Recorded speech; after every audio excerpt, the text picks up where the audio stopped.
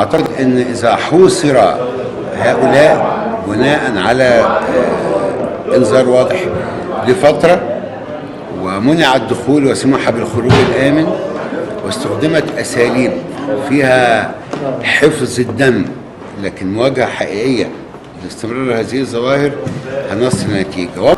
يعني هؤلاء اللي خاب أملهم في الإخوان كحكام وقفوا ضدهم الآن يحملونهم مسؤولية أنهم هم المصرين على العنف، وفي هذا الحس الشعبي معنى لازم أن نحترمه.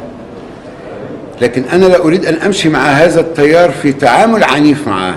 أفضل هذا الاعتصام في كيف، أنا أفضل كيف ده يبقى فيه كل معايير قانون يفعل نفسه بحزم شديد ويمكن من إنهاء هذه الظواهر بدون إراقة دم. بالتأكيد أنا موافق على فض رابعة والنهضة، لكن كنت أتمنى ألا ندفع في رابعة هذا الثمن من الدم المصري الغالي. الخاص باحتواء الشباب، خليني انقل لحضرتك خبر عاجل حصل واحنا في هذا المكان الآن، إنه احنا وحضراتكم شفتوا الكلام ده على الشاشة، إنه مؤيدين للإخوان قاموا باقتحام ميدان رابعة العدوية وأشعلوا النار في بعض الأجزاء منه. لو رئيس الجمهورية النهارده دلوقتي في الاتحادية قاعد وجاله الخبر ده، إيه أول خطوة أو أول قرار ياخده؟ هيطبق عليهم بحسم إنهم بيمارسوا عنف، لن نسمح بأي عنف.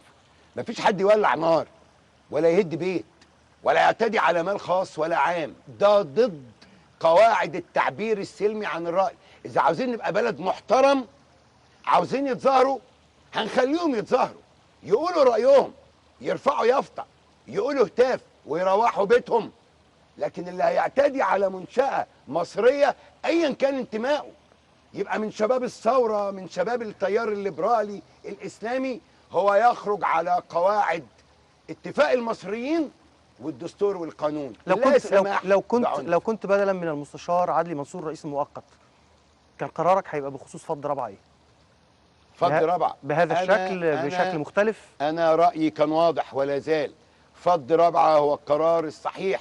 طيب مشكلة رابعة أنها كانت تحتوي مظاهر مسلحة لا ينبغي لمجتمع ديمقراطي أن يسمح بيها، والدم اللي سال في رابعة واجع كل المصريين وواجعني. أنا هعتذر عن الأسئلة اللي فضول قبل القيادة المتحجرة المتعصبة للإخوان هي اللي ضحت بدم. أنا هعتذر عن غريزة المذيع وهتراجع مرة تانية. احتواء الشباب سريعا قبل ما ارجع على التجاوزات، هل ترى انه كان في تجاوزات على سبيل المثال بفض رابعة؟ كل دم مصري أريق إذا كان صاحبه ما كانش بيستخدم الإرهاب هو في رقبة مصر، وعليها إنها تسوي حالته. كل من ماتوا برابعة إرهابيين؟ لا بالتأكيد، أكيد رابعة فيها إرهابيين، وأكيد ده اعتصام سمح بتمركز مسلح جواه بالوقائع، وأكيد الخطباء على منصة رابعة كانوا بيهددوا بالدم للركب، وأكيد قيادة الإخوان هي المسؤول الأول عن كل دم أريق في رابعة. المسؤول الثاني مش الأول هو الكفاءة الاحترافية للقوات اللي قامت بعملية الفض. وعشان كده نهضة. كيف يمكن محاسبة هذه الأجهزة على عدم الكفاءة؟ هي ذنبها إيه؟ لا هنرجع بقى للفكرة اللي قلناها في أول البرنامج ده. البلد محتاجة عدالة انتقالية جد، لا انتقامية ولا انتقائية.